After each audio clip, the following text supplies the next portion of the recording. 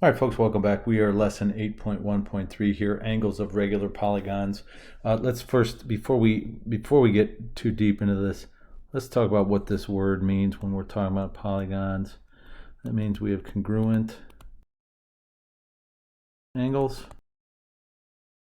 and we have congruent sides. So all the angles have the same measure, all the sides have the same length. That's what every polygon we talk about in this lesson, that's going to be the case. So question 8-24 is about diamonds. You can read the text if you want to get a little background there. Part A says determine the measure of each interior angle of the regular octagon. So I'm going to quickly mark this thing up to show you that they've told us it's a regular octagon. We know that means n equals 8. If all the angles are congruent, I'm just going to throw congruent marks on there like that. And all the sides are congruent, I'm going to throw those congruent marks on there. I'm not going to do that on every regular polygon we talk about in this lesson. I just want to make sure you make that connection between the word regular polygon and congruent angles and side lengths. Okay, so we want to find the measure of each interior angle here. I'm going to go ahead and just label each of these as B, the letter B. And I remember from our last lesson, we have this formula for the sum of the interior angles. That would mean all of them added up. And that formula is 180 times the number of sides minus 2. Okay, so we can find the sum of the interior angles here. Remember that Greek letter sigma in math means sum, and I'm going to be specific here and note that it's the sum of the interior angles. We're going to have 180 times 8 minus 2, and that gives us 1,080 degrees. So the sum of all 8 of those is 1,080. They've asked us for the measure of each interior angle. So that means I need to find one of them. Well, there's 8, so 8 times B has to be equal to 1080. That means that B is going to be 1080 divided by 8, and that's 135 degrees. Pretty straightforward calculation there. We find the measure of all of them and then divide out by the total because they are all the same. Part B here, we have to do the same thing, but we're going to do it for a nonagon, 9 sides, and then a 100gon. So let's go ahead and rip through this real quick. So for a nonagon that's regular, notice again that word's so important, regular.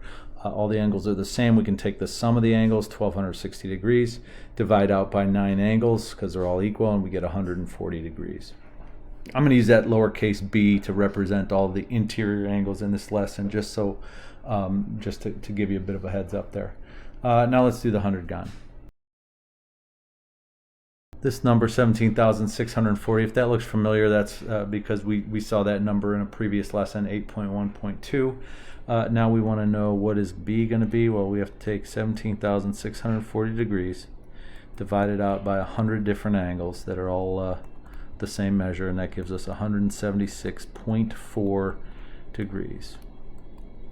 Okay, so let's now jump down to part C of this lesson. Part C says, hey, what's the interior angle of a regular n-gon? So we looked at what we did in the past here, and in these last 3 problems, it looks like we took the sum of the interior angles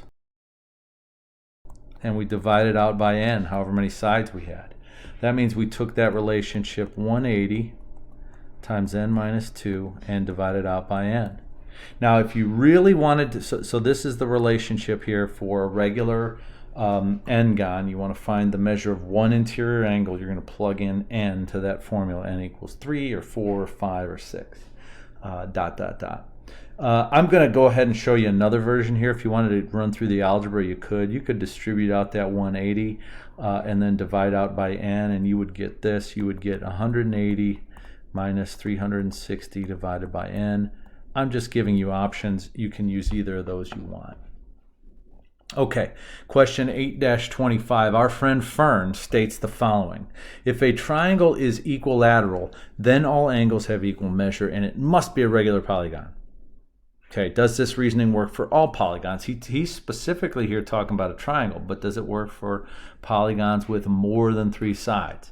let's go ahead and investigate this idea below. Part A says if all the sides of a polygon, such as a quadrilateral, remember for a quadrilateral we have n equals 4.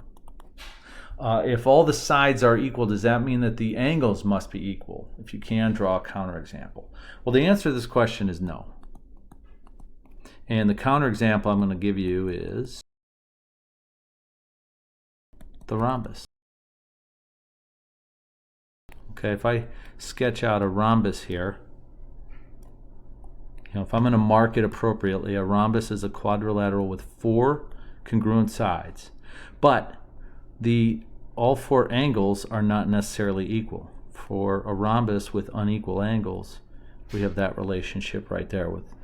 So a rhombus, just because we have 4 congruent sides, does not mean that it is a regular polygon.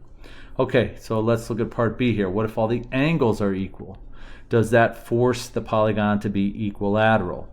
Explain your thinking, draw a counterexample on paper if possible. So the answer here is also another no. And the counterexample I'm going to use is the rectangle. Okay, so if I just draw your garden variety rectangle, I've got 4 right angles. But I don't necessarily have an equilateral shape. I've got opposite sides here that are congruent and opposite sides here that are congruent, but they don't all 4 have to be congruent. Okay, so what did we just learn here? We learned that just because a shape is equilateral doesn't mean it's equiangular, and just because a shape is equiangular does not mean it's equilateral.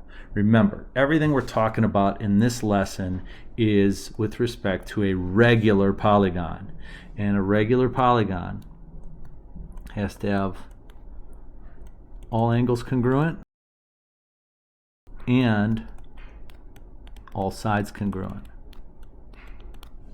Okay, that's it for this page. Let's jump into page 2 now.